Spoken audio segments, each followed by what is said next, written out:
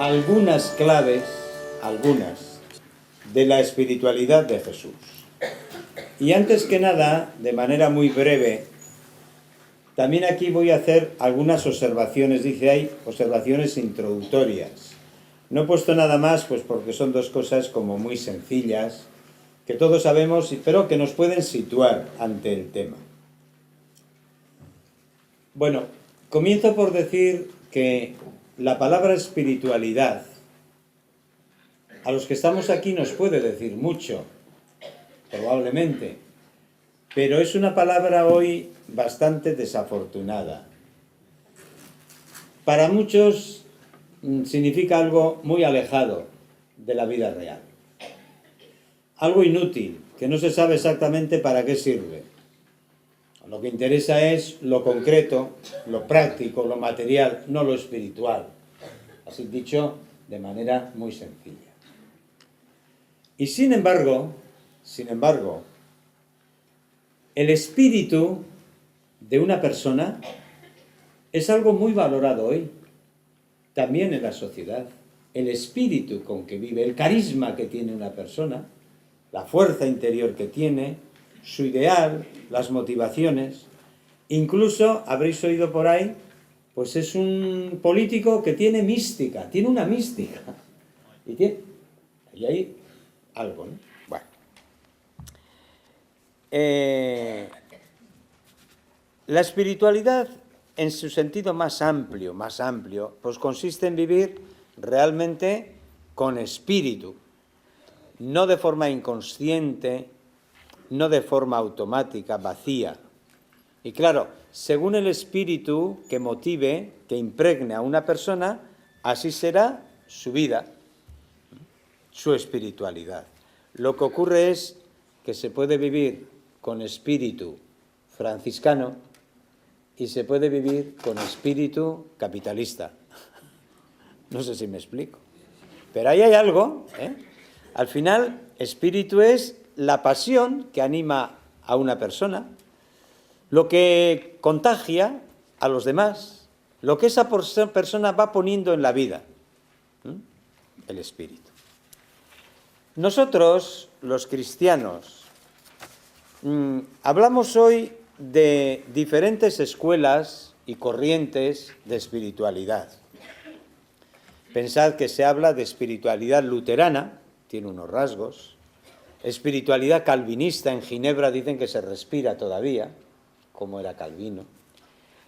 Se habla de espiritualidad católica.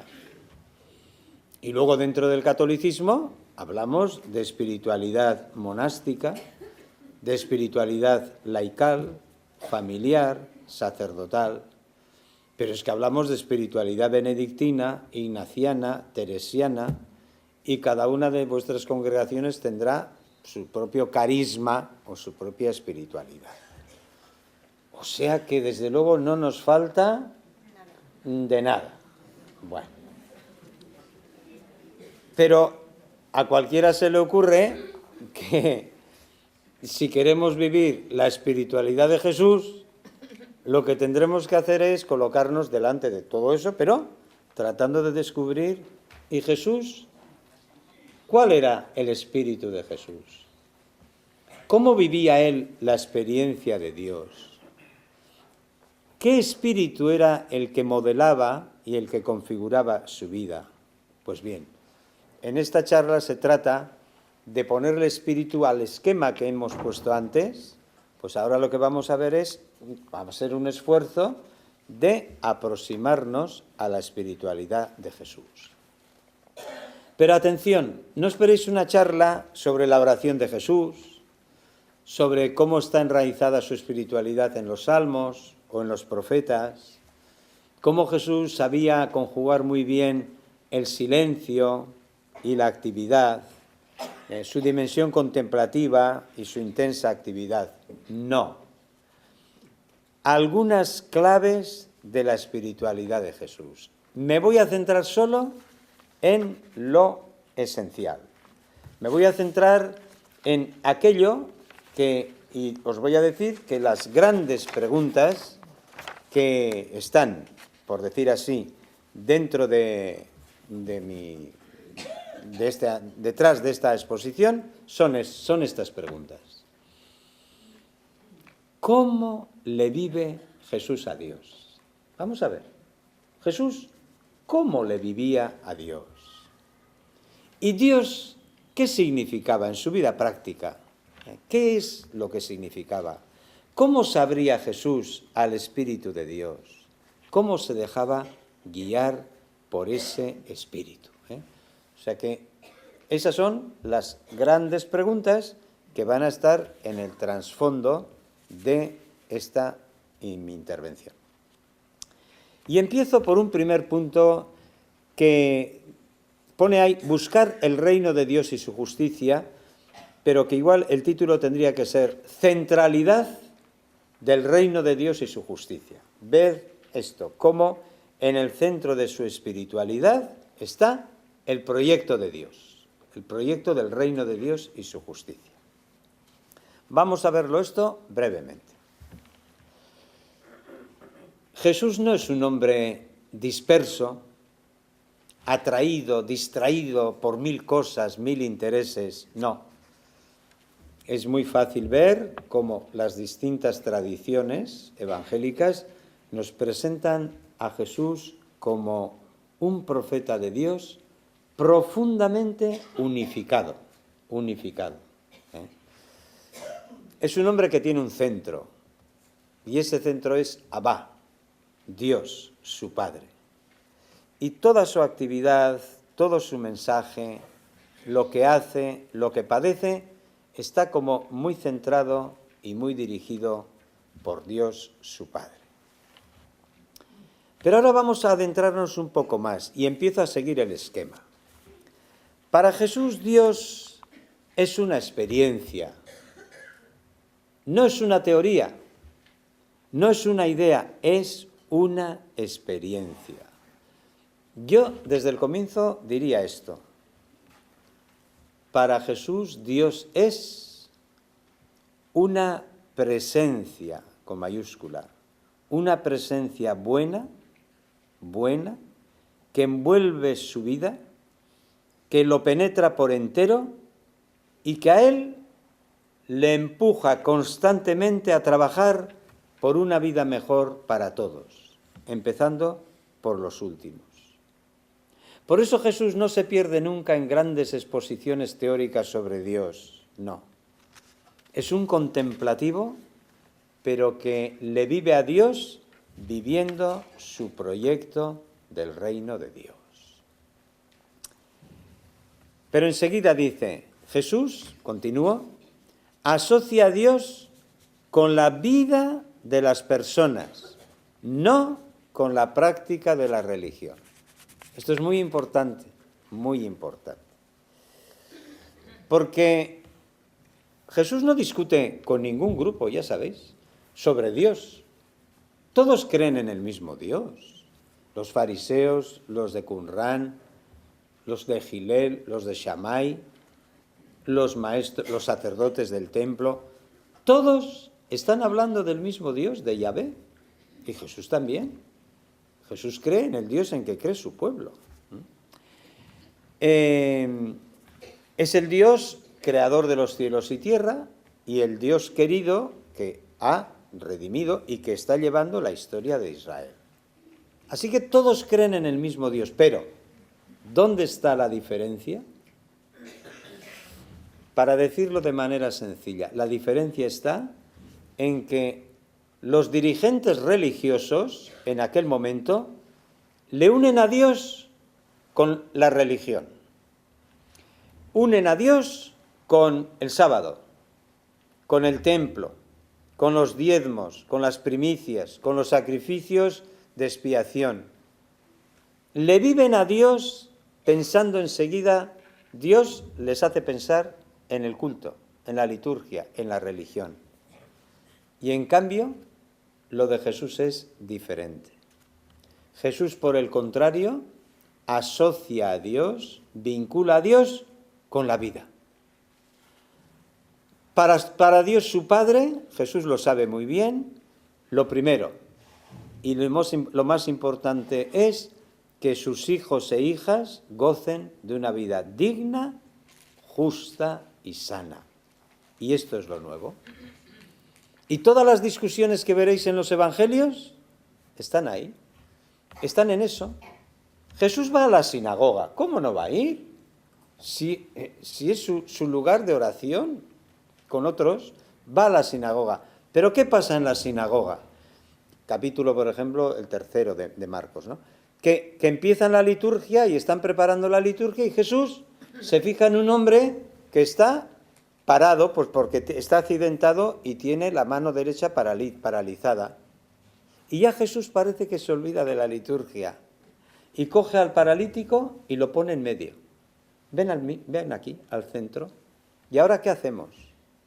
No sé si os dais cuenta, son dos maneras diferentes, dos sensibilidades diferentes. Jesús nunca criticará el culto, la liturgia, etcétera, pero siempre dirá, pero el culto y la liturgia que Dios quiere, lo primero es la vida de las personas.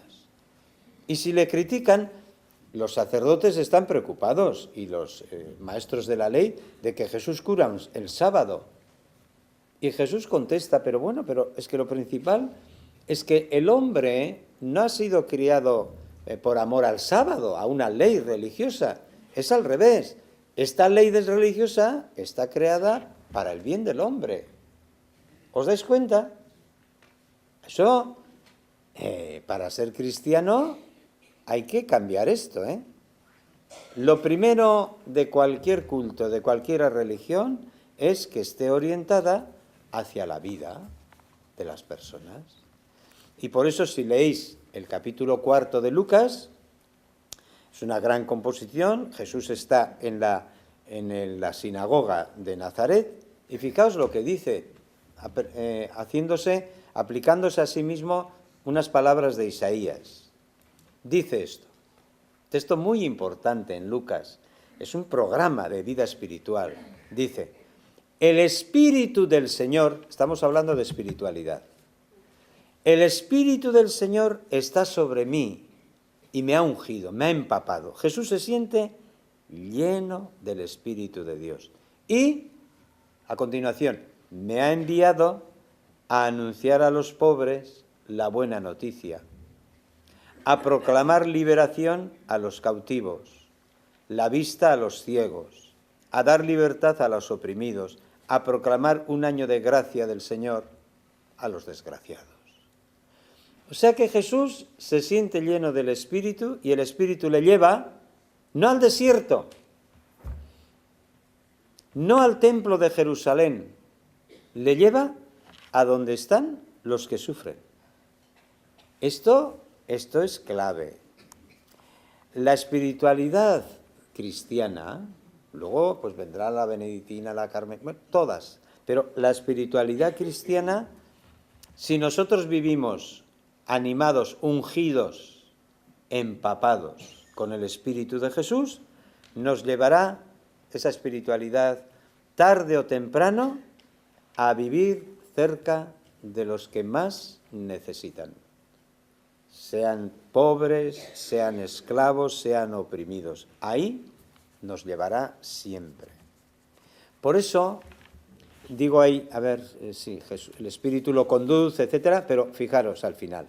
Carácter central del reino de Dios en la espiritualidad de Jesús. Esto que voy a decir, yo le doy mucha importancia, lo que voy a decir ahora. Hablando con propiedad, hay que decir que en el centro de la espiritualidad de Dios, el centro, no lo ocupa propiamente Dios, sino el reino de Dios. Dios y su proyecto. Quiero decir que a lo mejor nosotros lo podremos hacer, pero Jesús no podía. No podía separar nunca a Dios de su proyecto de una vida mejor y más humana para los hombres. No podía separar. Siempre que piensa en Dios, piensa en su reino de Dios, en su proyecto de transformar el mundo. Os pongo dos ejemplos. Observaréis que en el Evangelio Jesús no invita a la gente a buscar a Dios, Cuánta literatura, ¿no? A lo largo de estos 20 siglos, de distintos caminos, vías, grados de perfección para encontrarse con Dios. Nada de esto encontraréis en los evangelios. Porque Jesús no llama sin más a buscar a Dios, sino que llama a buscar el reino de Dios y su justicia. No sé si me explico. El reino de Dios y su justicia. A Dios lo buscamos cuando estamos comprometiéndonos en su proyecto del reino de Dios. Otro ejemplo. Jesús no utiliza la terminología de los profetas que hablaban de convertirse a Dios.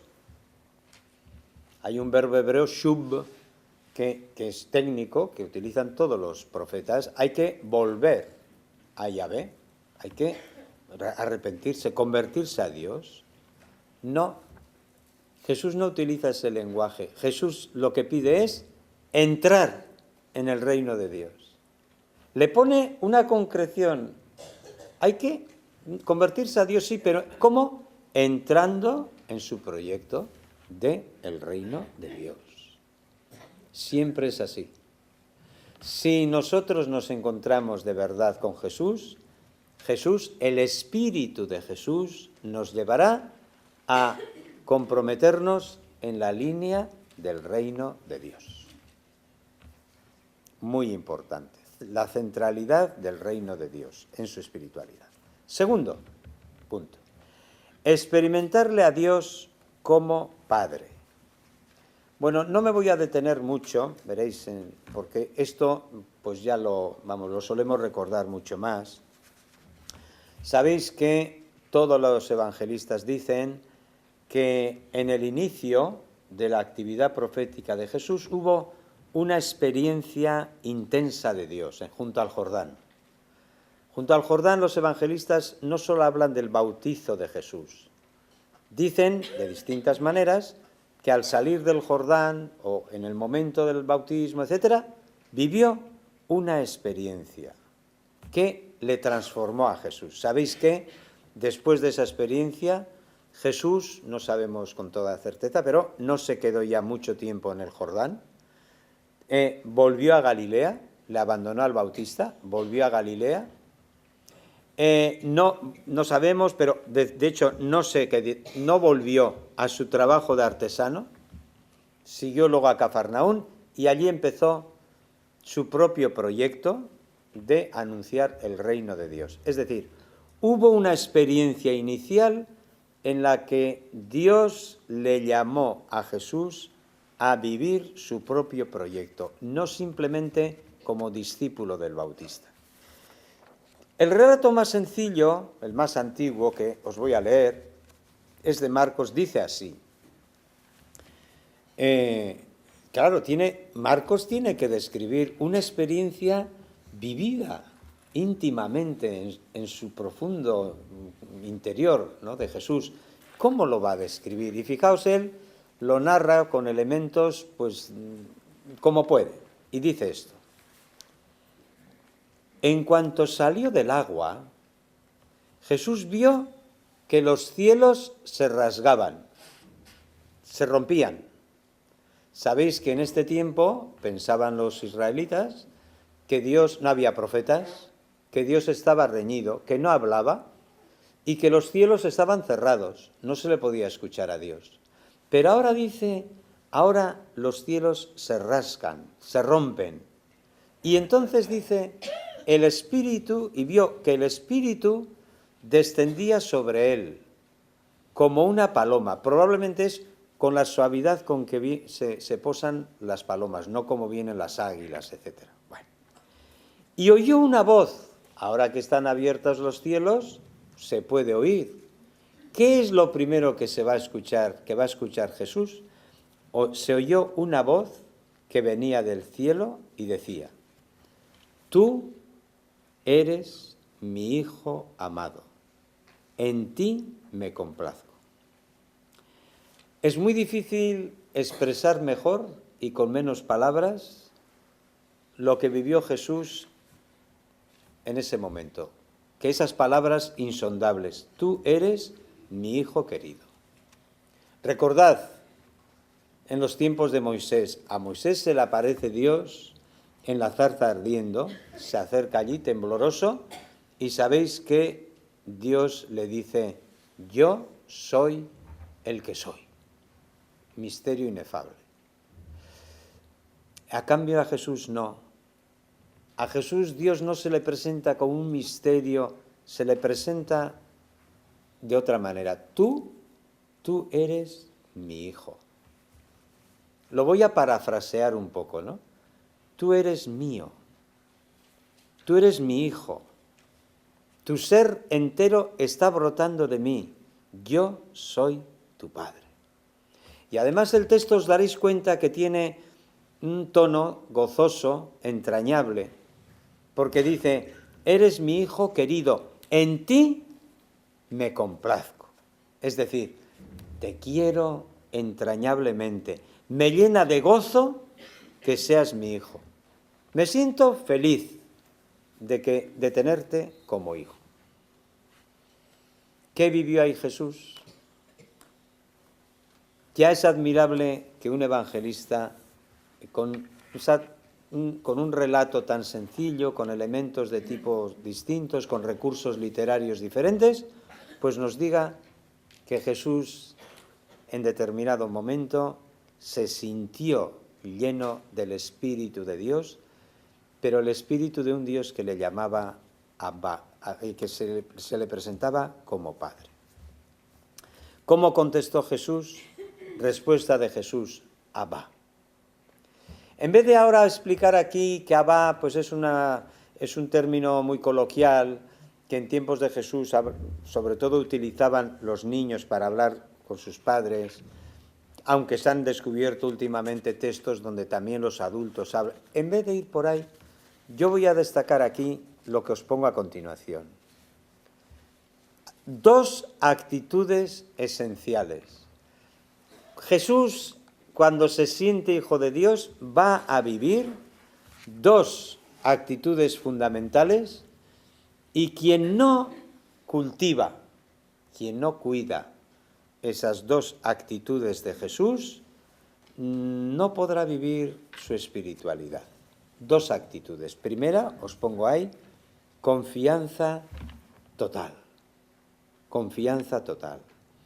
La vida de Jesús entera transpira confianza. Haced la prueba, leed los evangelios y veréis que Jesús vive abandonándose totalmente a Dios. Busca su voluntad sin recelos, sin cálculos, sin estrategias, como un niño. Se fía de su padre. Y no se apoya en la religión del templo, no se apoya ni en la escritura, no cita las escrituras para hablar de esto, y mucho menos tampoco cita a ningún escriba anterior a él, ni a Gilel, ni a Shammai. Esta confianza es un dato para él primordial. Él vive así, confiando totalmente en el Padre. Y esto es, atención, lo que vais descubriendo en el Evangelio, que esta confianza total en el Padre hace de Jesús un profeta libre, un profeta libre de tradiciones y de esquemas y de costumbres o modelos religiosos rígidos.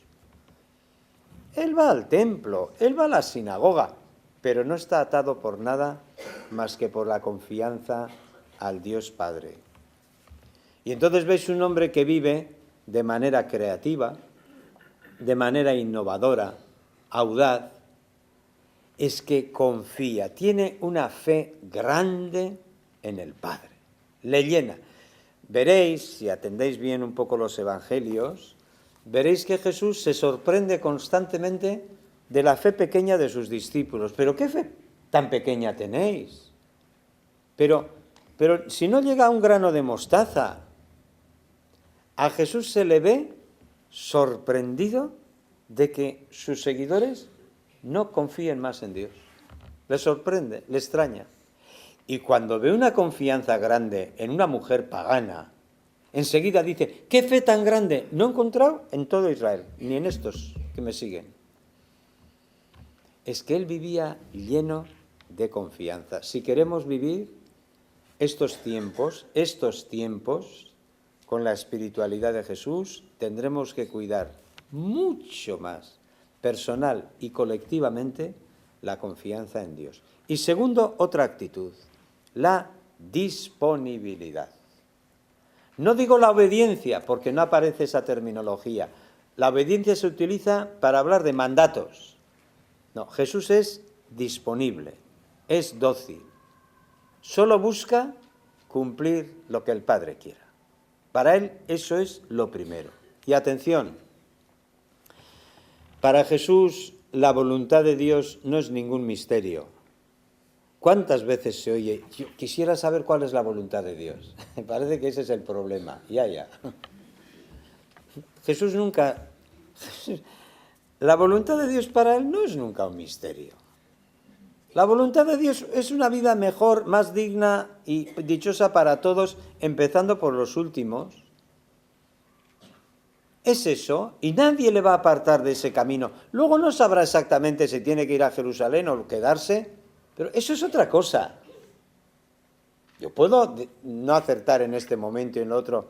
No. La voluntad de Dios. Cuando nosotros decimos, hágase tu voluntad, estamos hablando de algo que ya sabemos, que ya sabemos. Otra cosa es que yo ahora no vea con claridad todavía qué tengo que hacer aquí. Bueno, eso es otra cosa. Pero la voluntad de Dios, a la que tenemos que estar siempre abiertos. Jesús, como hijo bueno, busca ser la alegría de su Padre. Le ve que el Padre está encantado, en ti me complazco. Pues Jesús quiere seguir siendo la alegría de su Padre. Y como hijo fiel, pues vive identificándose con él. Resumiendo, hemos dicho, en el centro, el proyecto de Dios, el reino de Dios y su justicia. Pero ¿cómo se vive con el Espíritu de Jesús al servicio del reino de Dios? Con dos actitudes fundamentales. La confianza total en el Padre y la disponibilidad. Si nos faltan esos dos rasgos o no los vivimos pues medianamente, todavía nos falta pues, irnos convirtiendo al Espíritu de Jesús. Tercer punto, acoger la bondad de Dios. Para adentrarnos más en la espiritualidad de Jesús, vamos a ver ahora tres rasgos, tres características del Dios de Jesús. Primer rasgo, dice ahí, Dios es Padre, pero es Padre bueno. Dios es bueno.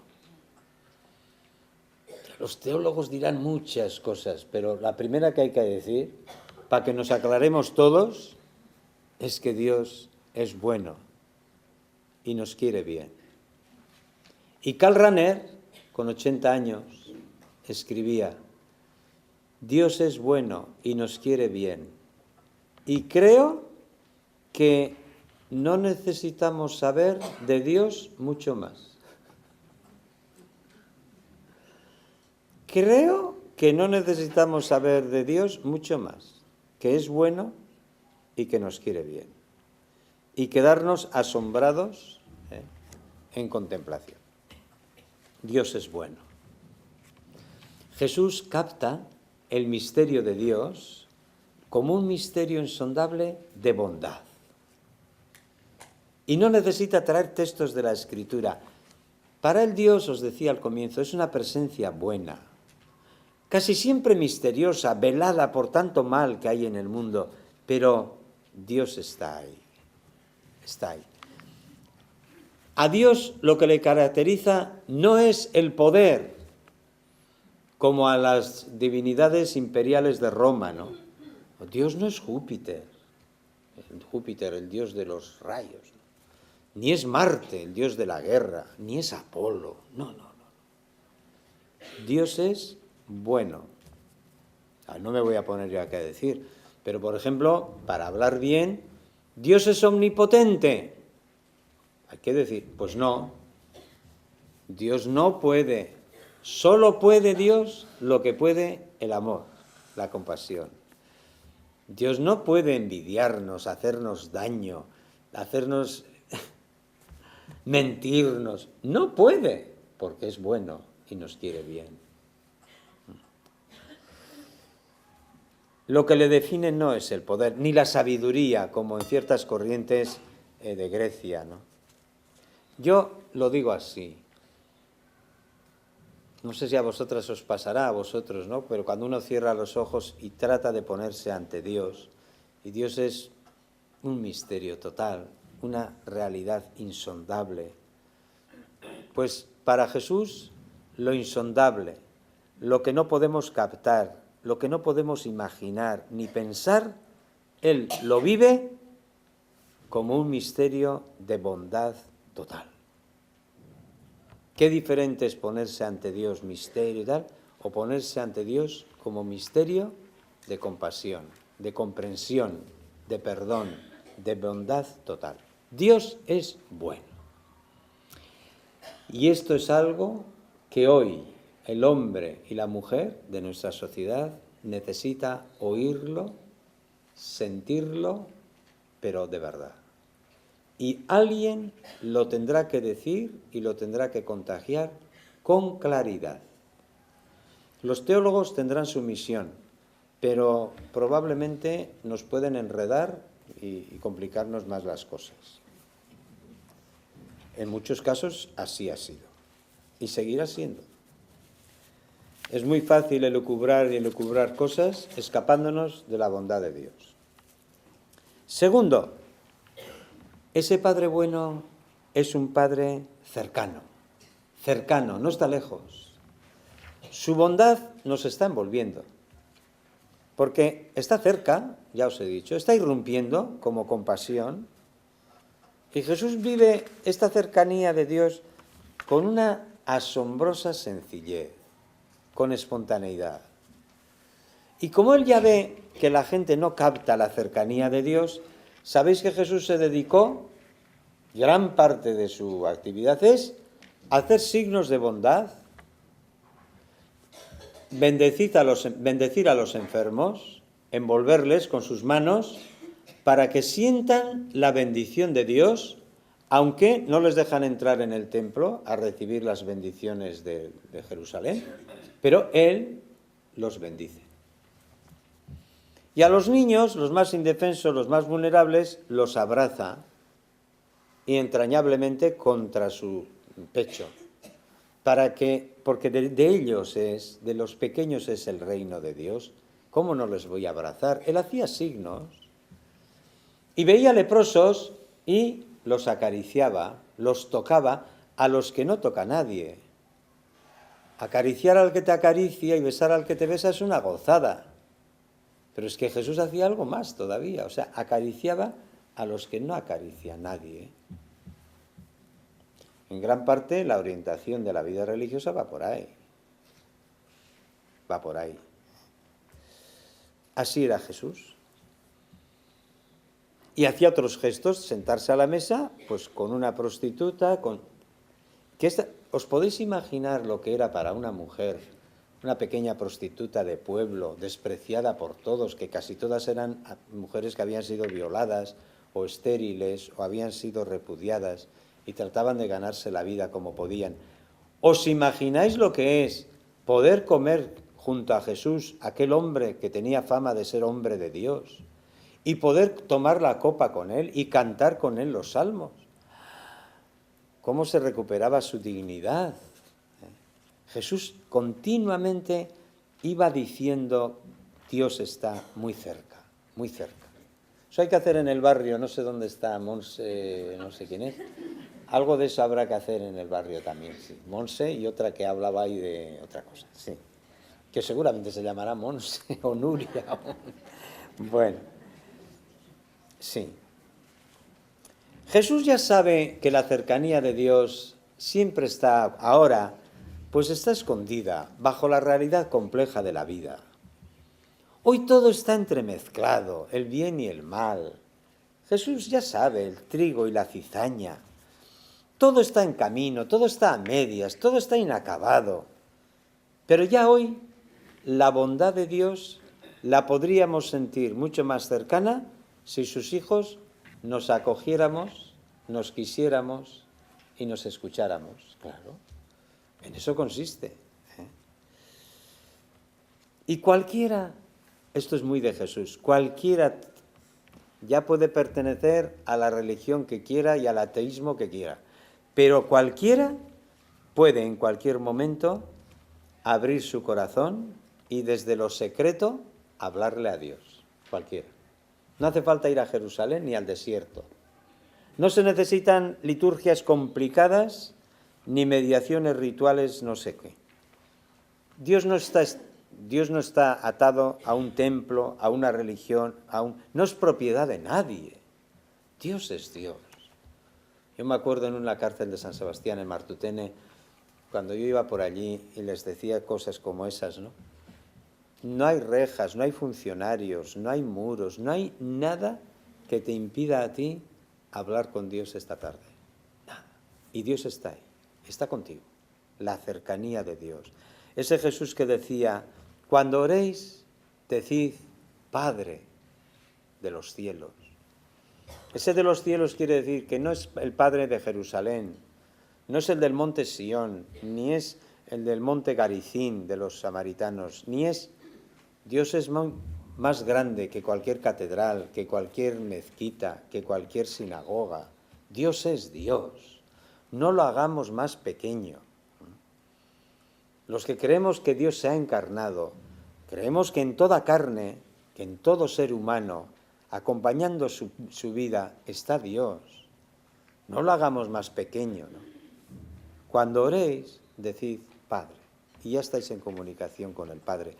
Aunque seáis cojos y paralíticos y no podáis ir en peregrinación hasta Jerusalén a cantar salmos.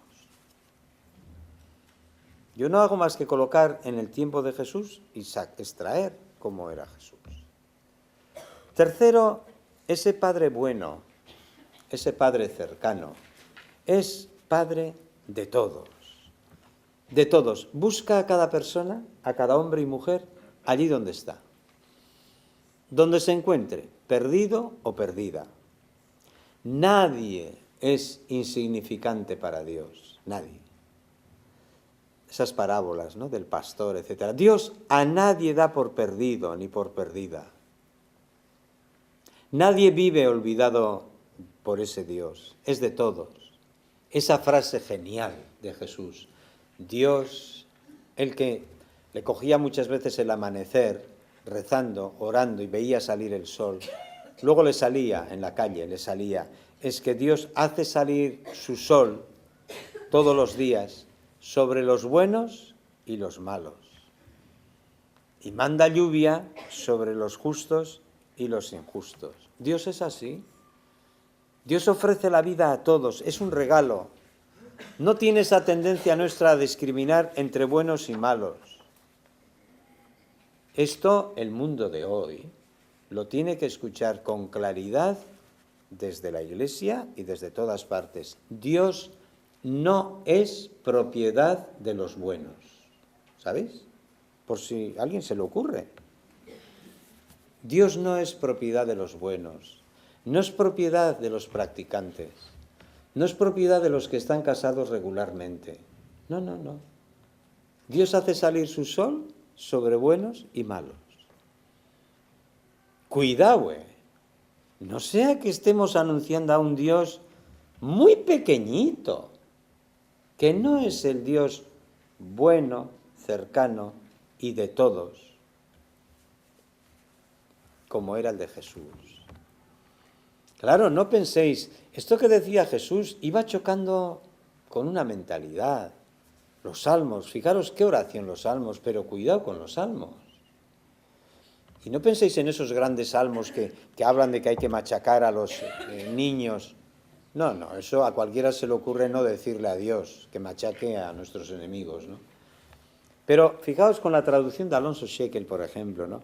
El Salmo 103, fijaros, y es precioso, es muy conocido, lo rezáis. Como un padre siente ternura hacia sus hijos, así siente el Señor ternura. ¿Pero hacia quién es? El Salmo dice, hacia aquellos que le temen. Y hacia los que no le temen, ¿qué siente Dios? ¿Resentimiento? ¿Odio? No sé yo, Jesús, cómo rezaba estos salmos, pero el espíritu del que vive Jesús le hacía superar y desbordar en las fórmulas concretas de algunos salmos. Y pongo ya al final, voy a leer en el punto 3 el final. Espiritualidad vivida desde la alegría y la acción de gracias, Dios amor. No desde el miedo, los méritos o el castigo, Dios poder. Quiero decir esto. Cuando Dios es captado, sobre todo como poder, Dios todopoderoso, como alguien que nos gobierna, que se impone, no podemos contra Él nada. Él se impone por la fuerza de su ley. Claro, cuando Dios es entendida, cuando la omnipotencia de Dios es entendida así, como una omnipotencia aplastante, que te fuerza, que te oprime, que se te impone por la fuerza, de ahí va naciendo, va emergiendo una espiritualidad regida por la cautela. Hay que andar con cuidado con Dios. Oye, si pecas, lo mejor que puedes hacer es confesarte enseguida. La confesión te protege contra Dios. Creemos más en la confesión que en Dios. Te proteges como sea. Pues hay que hacer méritos. Hay que purificarse para...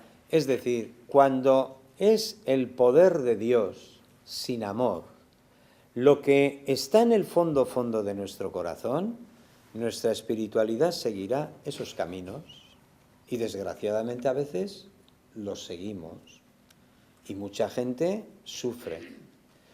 Pero cuando Dios es experimentado, claro que como omnipotente, es nuestro creador, sin Él no somos nada, claro, pero es nuestro creador, pero un creador bueno, cercano, compasivo con todos. Entonces, damos gloria a Dios porque es omnipotente, porque puede hacer con nosotros todo lo bueno, todo lo que le sale de su corazón compasivo. Y entonces nace una espiritualidad muy humilde, pero fundada en la confianza, en el gozo, en la acción de gracias. Dios no aterra por su poder, Dios nos seduce, nos encanta por su bondad. Y Jesús lo decía de mil maneras, cuando estaba con los enfermos, con los desgraciados, con los indeseables. Yo lo digo así, a ver si se entiende bien. De Jesús sale como esta conclusión, que le vive él así a Dios. Dios es para aquellos y aquellas que tienen necesidad de que sea bueno. ¿Se entiende? Dios es para aquellos que tienen necesidad de que sea bueno. Hay mucha gente que no puede estar a la altura moral de lo que les exigimos las religiones, las iglesias, la sociedad, las leyes. Hay gente que no puede. O sea, es lo del fariseo y el publicano. El publicano no puede presentarse a Dios con cosas como el fariseo. Entonces el publicano dice, Señor, ten compasión de mí, que soy pecador. Es que ni siquiera dice voy a cambiar, no voy a dejar este oficio, yo no sé, yo me agarro a que tú eres compasivo. Y este es el que salió bendecido por Dios. ¿Cuánta necesidad tiene el hombre de hoy, que se ve perdido, que se ve mal, que es muy difícil vivir solo disfrutando, que llega un momento en que se hace crack, que se hacen muchas cosas, ¿no? Esta experiencia del Dios de Jesús. Y paso al punto cuarto, que he titulado Vivir animados por el Espíritu de Dios, por el Espíritu de Dios. Y os pongo ahí, no sé si son 7, 3, 6, como 7 rasgos, porque en la escena del Jordán no solo oye Jesús la voz del Padre, tú eres mi Hijo querido, sino que siente que el Espíritu creador, el Espíritu que pone vida, el Espíritu dador de vida, viene sobre él. Y entonces, 7 rasgos.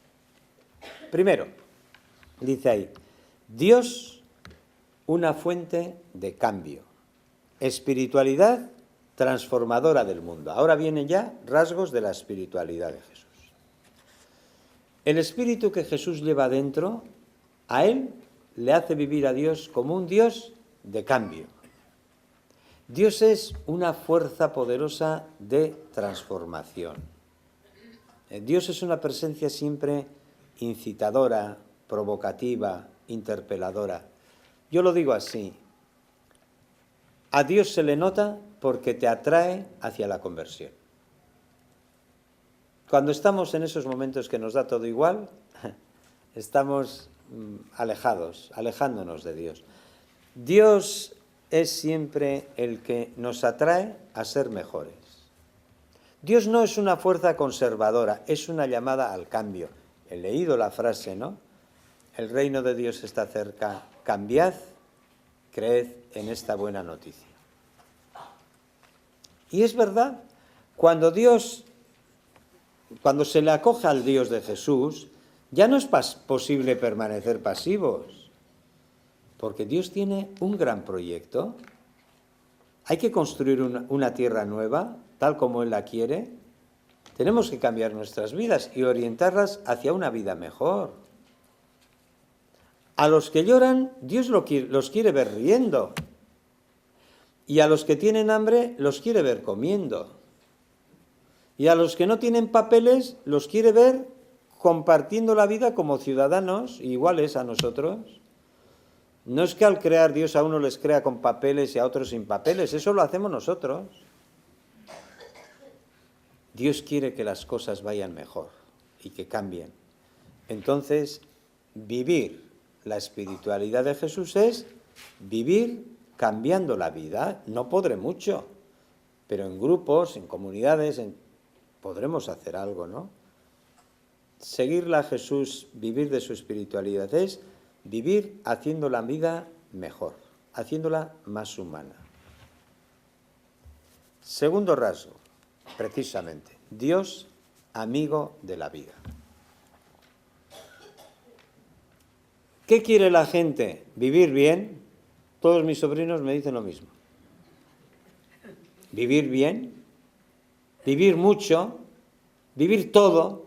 ¿Vivir bien? ¿Pero vivir qué? Pues no saben exactamente. Pero lo que busca el ser humano, no solo después de la muerte, ya desde ahora, es vivir una vida plena. Lo mejor que haya, todo el mundo quiere eso. Pues si algo quiere Dios es que se cumplan nuestros deseos de una vida buena. Si se entiende bien, se puede decir esta frase tan sencilla: cuanto mejor viva la gente, mejor se realiza el reino de Dios. A Dios no le interesa solo la salvación eterna, le interesa nuestra vida desde ahora, le interesa nuestro bienestar, la salud de las personas, la convivencia, la paz, la armonía de la pareja, el disfrute de la vida. Pero claro, todo eso fracasa. Y va fracasando por nuestra debilidad, por nuestra caducidad, por la enfermedad, por la muerte. Esta vida todavía no es la vida, pero ese Dios que desde ahora está buscando y es amigo de la vida, cuando un día terminemos en la enfermedad, en la muerte, en la desgracia, en lo que sea, Dios continuará por toda la eternidad cumpliendo lo que desde aquí está queriéndonos impulsar y a lo que nos está queriendo invitar. Y al final, Fijaos qué frase del Apocalipsis. Al que tenga sed, yo le daré a beber gratis de la fuente del agua de la vida. Esta frase es como para llorar de emoción. No dice al que cumpla los mandamientos, al que tenga sed, sed de vivir. ¿Cuánta gente viene a este mundo solo para sufrir? A los 5 años ya han muerto desnutridos. ¿Cuántos millones y millones de niños, de hombres y de mujeres vienen a este mundo solo a sufrir? Al que tenga sed, yo le daré a beber gratis de la fuente del agua de la vida. Gratis, sin merecerlo. Esto hay que anunciarlo. Vivir la espiritualidad de Jesús es vivir buscando la vida eterna, pero ya desde ahora, y tratar de que las personas se vayan acercando a lo que es el gran anhelo de su vida. Tercero, dice ahí, Dios, enemigo del mal, del sufrimiento y de la muerte, espiritualidad contra los ídolos de la muerte. Pues claro, si Dios quiere la vida, siempre está a favor de las personas. Está en contra del mal, en contra del sufrimiento y en contra de la muerte. Por eso el Padre ha resucitado a Jesús y en él a todos nosotros, ¿no? Jesús le vive a Dios como una fuerza que solo quiere el bien. Silbeck, un gran teólogo, pues hace años le llamó al Dios de Jesús el antimal. El antimal. El Dios que se ha encarnado en Jesús se ve que solo quiere lo mejor para las personas, siempre. Y así lo experimenta Jesús y así lo comunica a todos, como alguien que es amigo de la vida. Y claro, por eso se enfrenta a muchas cosas, a los ídolos de muerte. Por ejemplo, el dinero. No dice ni que es bueno ni que es malo, es que nos hace daño. Porque si somos esclavos del dinero, no podemos servir a ese Dios que quiere el bien para todos. Nosotros, los que tenemos dinero, somos el gran obstáculo para que este mundo no sea más feliz. Somos nosotros. O el poder, o cuidado, dadle al César lo que es suyo, ese dinero injusto que anda él ahí.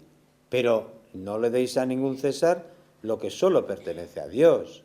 Y a Dios le pertenecen los pequeños, los que sufren, los niños, los olvidados. Cuidado, de subordinar todo esto al emperador. Dadle lo suyo. ¿Y qué tiene el emperador de suyo si no es su dinero injusto? Nada no tiene. Vivir la espiritualidad de Jesús es vivir luchando contra costumbres, estructuras. No podremos mucho, sobre todo si andamos cada uno por su cuenta, pero poner otra línea, otra dirección. Costumbres que deshumanizan, maneras de vivir. Viene la Navidad. ¡Qué disparate! ¡Qué disparate! Ahora mismo me pasaría yo a febrero. Hay mayor disparate que recibirle nosotros cantando villancicos en la sociedad del bienestar y disfrutando de nuestro bienestar de una manera absurda. Esa es la manera de acogerle al Dios de los últimos, sabiendo que ese día de Navidad habrá 10.000 personas que habrán muerto desnutridas. Y al día siguiente también, y al día siguiente también. Mientras nosotros nos quejamos de que este año no vamos a poder comer el turrón 1800, el más caro, no sé qué, pues porque hay crisis. Ya quisiera tener la gente crisis, para no morirse de hambre, porque con nuestra crisis no se muere de hambre todavía. Cuarto, Dios, fuerza curadora. Bueno, a Dios le interesa la salud. Os he dicho que la única manera que tiene Dios de ofrecernos su salvación eterna para que creamos es empezar a hacer una vida más sana, ¿no? Más saludable. Entonces, Jesús se dedicó a curar. Una vez un señor me dijo, claro, pero él tenía todo muy fácil. Y digo, no tenía tan fácil, ¿eh? Si no podía contagiar su fe, en su pueblo le hubiera encantado curar. Allí vivían sus amigos y amigas de la infancia. Pero no pudo hacer, dice Marcos, no digo yo. Todavía no lo han metido en ningún sitio a Marcos, o sea que sigue circulando. Y dice que no pudo hacer allí muchos milagros. Luego se acuerda y dice, sí, hizo unos pocos, pero es que les faltaba fe. Y cuando Jesús no podía contagiar su fe, pues no podía curar.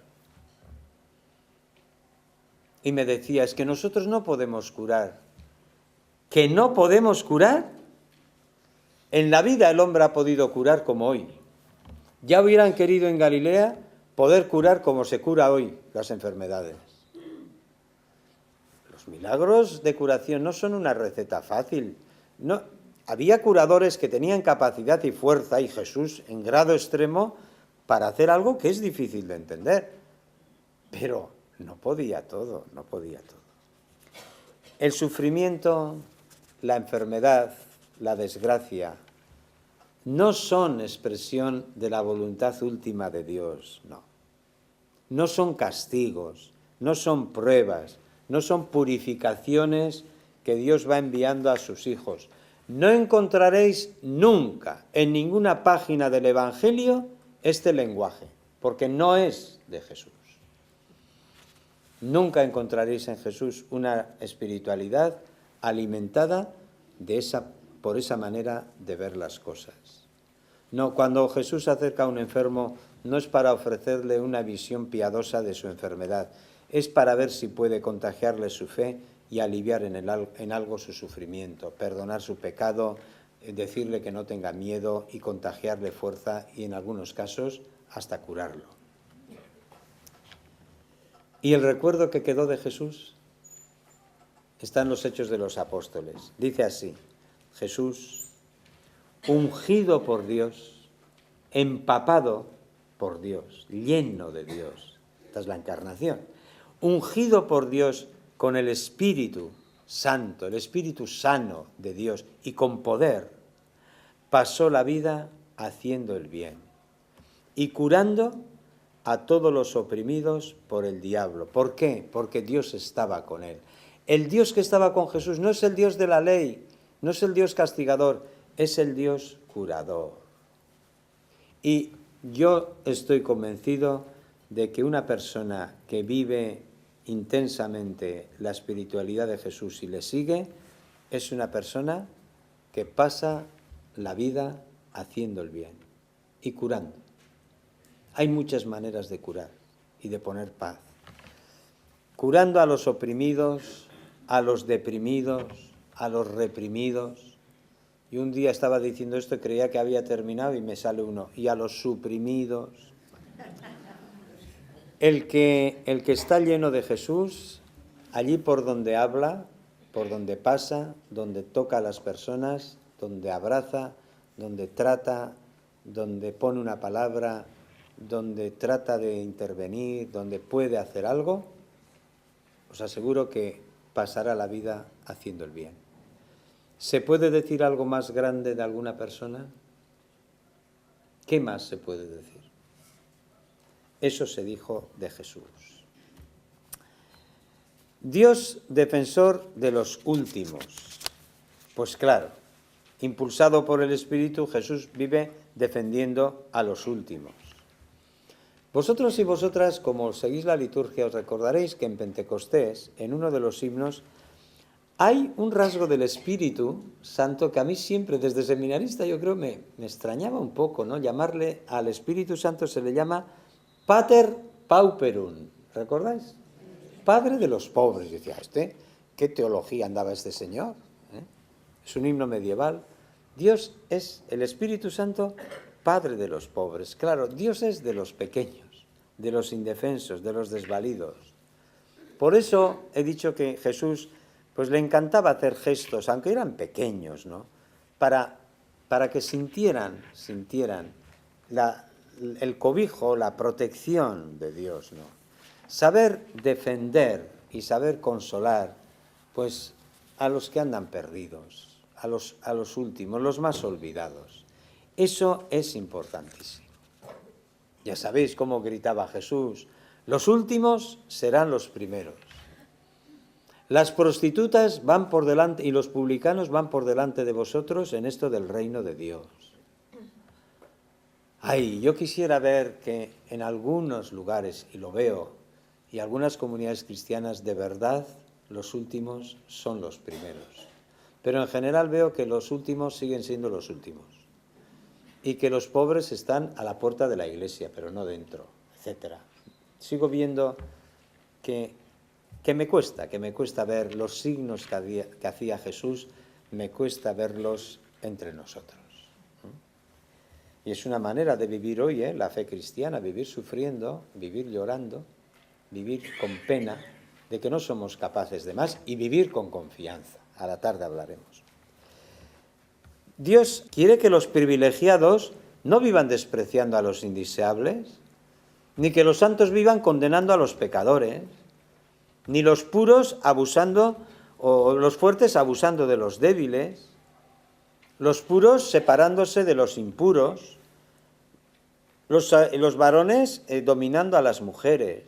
Que no, que Dios es comunión, que Dios es abrazo, que Dios no separa, que Dios no excomulga, que Jesús se dedicó a acoger, a acercar, a abrazar, incluso a los indeseables.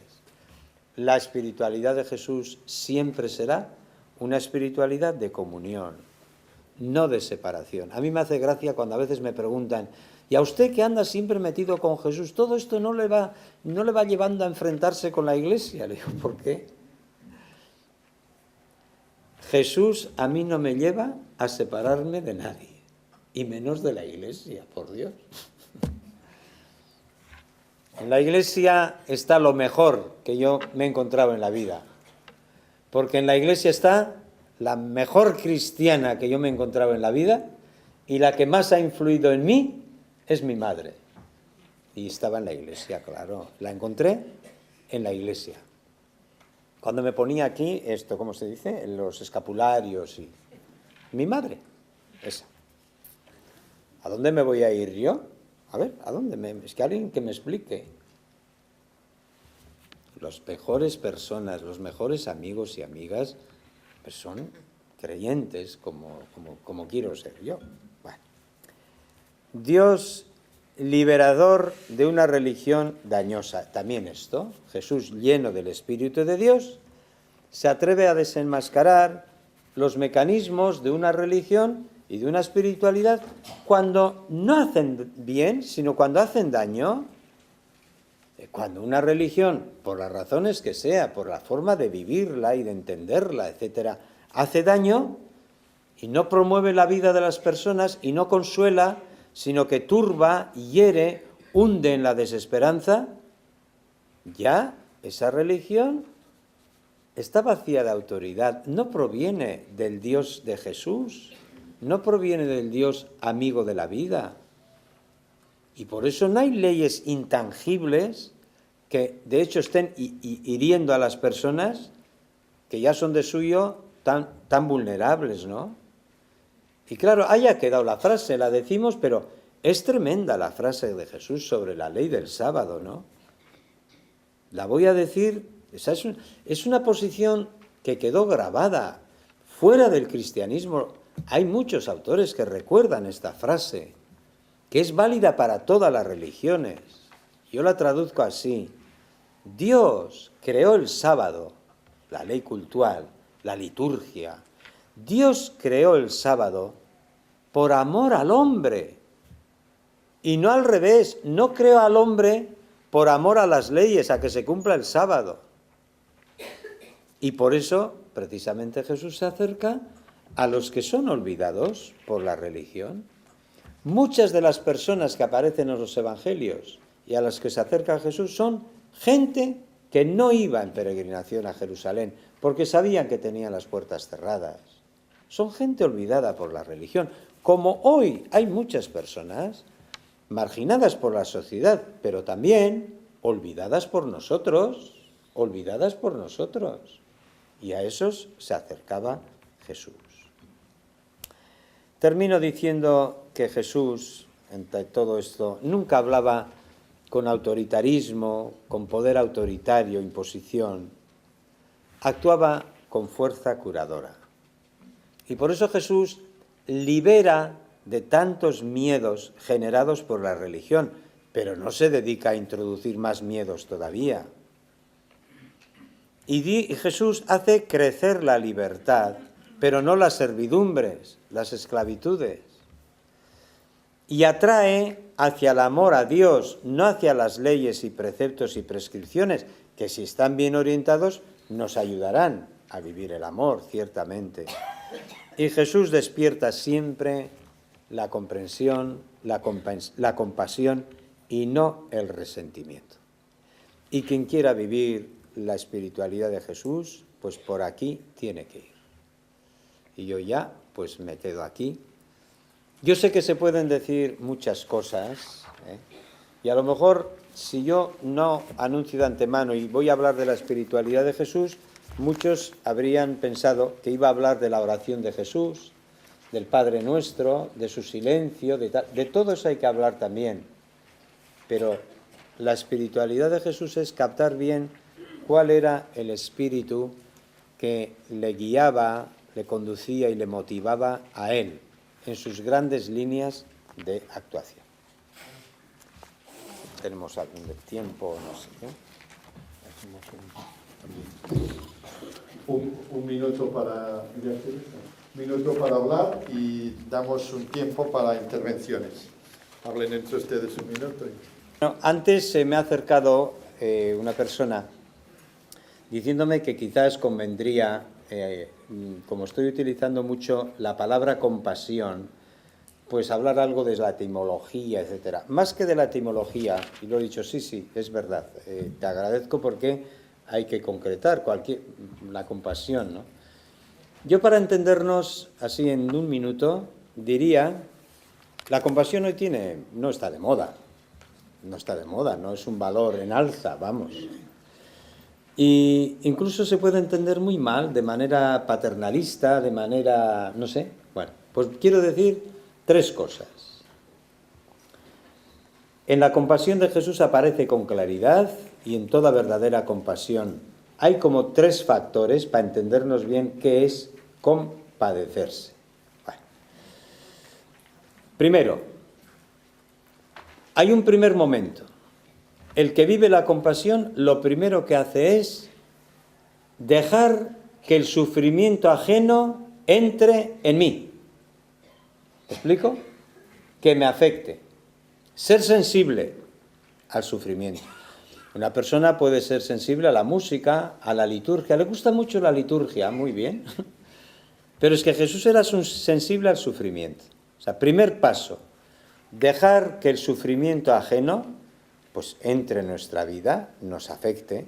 No es cuestión de que nos hunda, porque no podremos luego hacer nada. Pero no pasar de largo.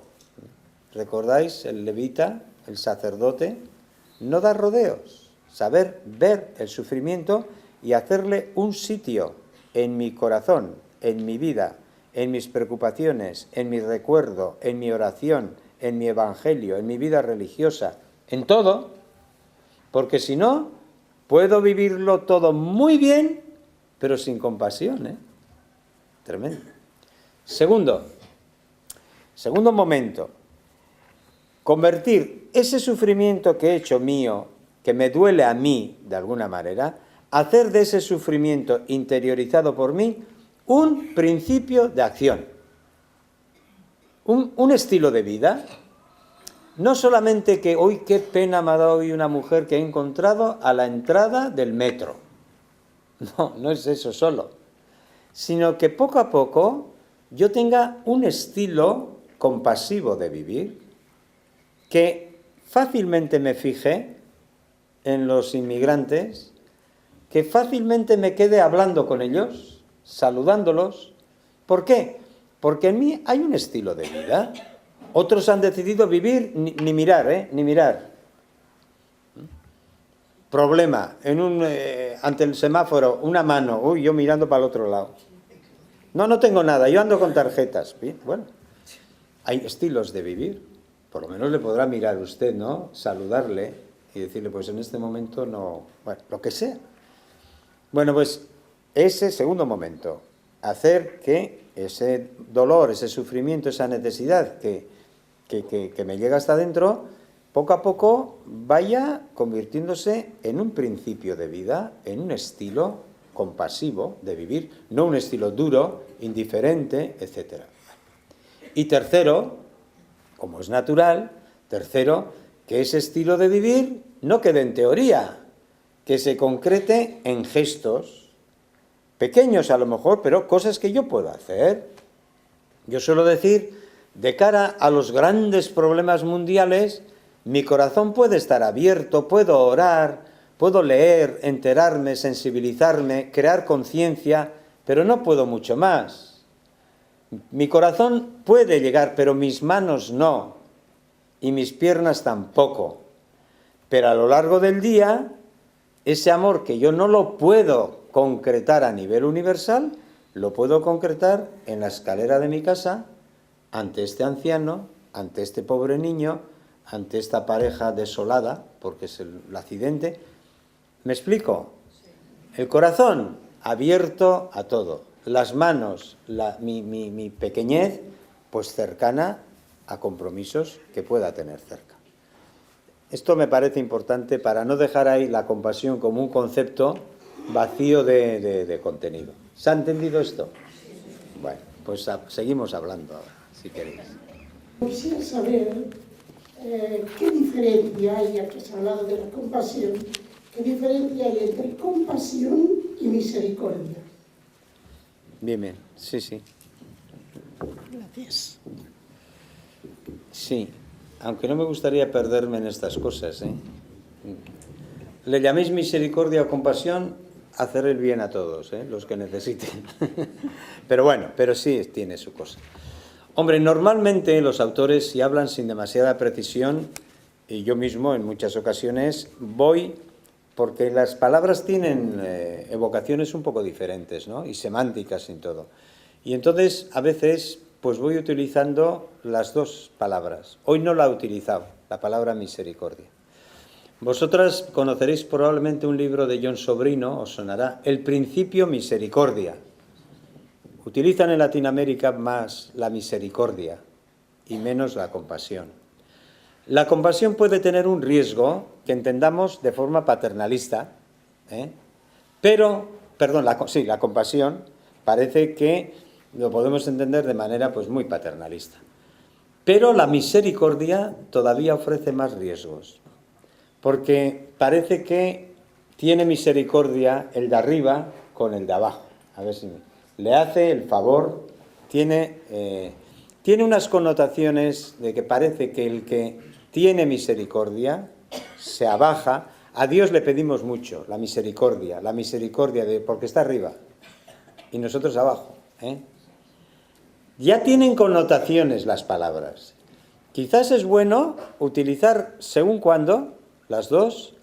Yo utilizo mucho más la compasión, porque la misma palabra, a partir del inglés compassion, está adquiriendo también en el castellano, pues la idea de compadecerse es padecer con el otro.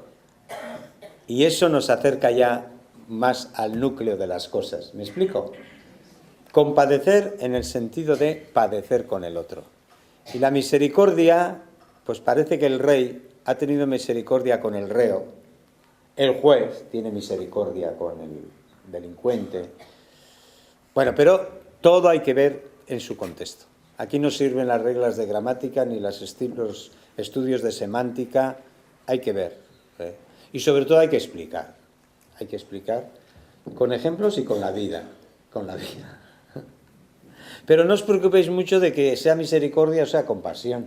O sea que Jesús no creo que discutiría de esto ni medio minuto. O sea que vamos a... Pero está bien el que completemos las cosas. Sí.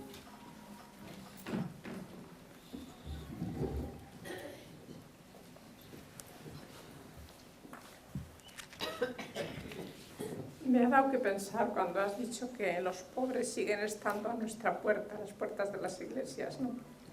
Justamente yo ahí encuentro que hay uno de los problemas pues que tenemos las comunidades cristianas, pero al mismo también hay como un dolor, porque lo cierto es que en este momento, por ejemplo, que viene tanta gente a Cáritas y tal, se acerca a las parroquias, ¿no? Y a veces, según qué grupos, también de manera bastante agresiva, como que tienen derecho a que se les ayude y tal. Qué difícil es dar el paso de que esos mismos, aunque sean cristianos, quieran participar de nuestras comunidades cristianas. Yo encuentro es una de las cosas más difíciles. También porque, no sé, los católicos parece que no hemos acertado del todo a unir la actividad caritativa con la evangelización. Yo me doy cuenta de algún organismo, incluso en el que participo, que eran, cuando se crearon, eran de orientación perfectamente cristiana y de signos cristianos. Poco a poco se van como transformando ya en acciones como más humanitarias. Lo cristiano apenas aparece, por lo menos explícitamente, ¿no? Yo viví en Roma hace unos años una experiencia con las comunidades de San Egidio. Estas comunidades, por lo que sea, han acertado bastante en unir las dos cosas. Tienen en las periferias de Roma bastantes comunidades de base con latinoamericanos y tal, ¿no? Entonces yo aquí digo, pues sí, quizás hay un pecado por nuestra parte, pero al mismo tiempo hay un dolor. ¿Cómo acertar a unir lo que es acción caritativa con el anuncio gozoso de la buena nueva, ¿no?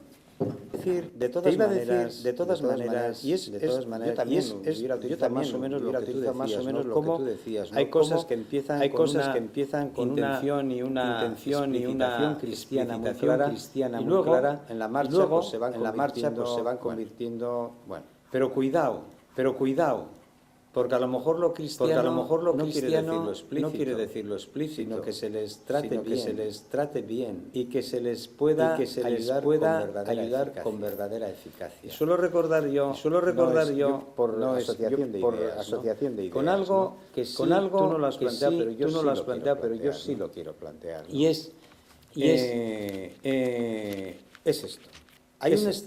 Hay una escena en el Evangelio de Lucas, hay una escena que recordaréis todos, y es que los discípulos de Jesús ven a un hombre que está liberando demonios, está expulsando demonios, y lo hace además en el nombre de Jesús. Pero los discípulos se preocupan, le quieren prohibir. ¿Sabéis por qué? Porque no es de los nuestros. Y van a donde Jesús, con tan grave problema. Oye, le dicen a Jesús, ahí hay uno que está curando a la gente, expulsando demonios, además en tu nombre. Ya le hemos dicho, porque no es de los nuestros. Fijaos, qué disparate. A los discípulos, ¿cuánto recorrido tienen que hacer estos discípulos? A los discípulos no se alegran de que la gente se cure. Están pensando en su grupo. Que se sepa, que crezca. Oye, y Jesús dice, pero no les dice, yo lo voy a decir. ¿Habéis perdido la cabeza? ¿Qué decís? ¿Que está curando? Pues es de los nuestros. No está en contra. Todo el que hace lo nuestro. Oye, ya podíamos ser más. Claro. No es de los nuestros. No es que tú hayas dicho esto, ¿cómo se suele meter? Estamos haciendo esto. Oye, lo que hay que alegrarnos es de que haya mucha gente haciendo cosas, sean de los nuestros o no de los nuestros. Porque a Jesús le preocupa no es que sean muchos o pocos. Ha curado al endemoniado de Gerasa, y aquel pobre hombre le dice, anda en el monte a solas, viviendo en sepulcros, y aquel pobre hombre una vez curado le dice, Señor, yo te siga. Déjame que yo te siga. Y Jesús le dice, no, hombre, tú vete a descansar a casa. Diles lo que Dios ha hecho contigo y empieza un poco a disfrutar de la familia. Jesús no tiene ni un sentido de pastoral vocacional. No le interesa si somos uno más, si somos uno menos, los nuestros. Claro, todo el mundo hace pastoral vocacional para los suyos, claro. Bueno, no sé, hay más cosas, pero hay más cosas. ¿Me entendéis? No, si lo importante no es el número. Lo importante no es Cáritas. Lo importante hay Cáritas, muy bien. Hay Cáritas, muy bien. Esto de bienestar social del ayuntamiento, que es del PSOE. Pues muy bien. ¿Está curando? ¿Está ayudando? Sí. ¿Está ayudando? Bendito sea Dios, son de los nuestros.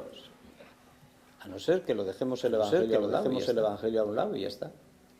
El Evangelio tiene intuiciones, pero de una luz tremenda.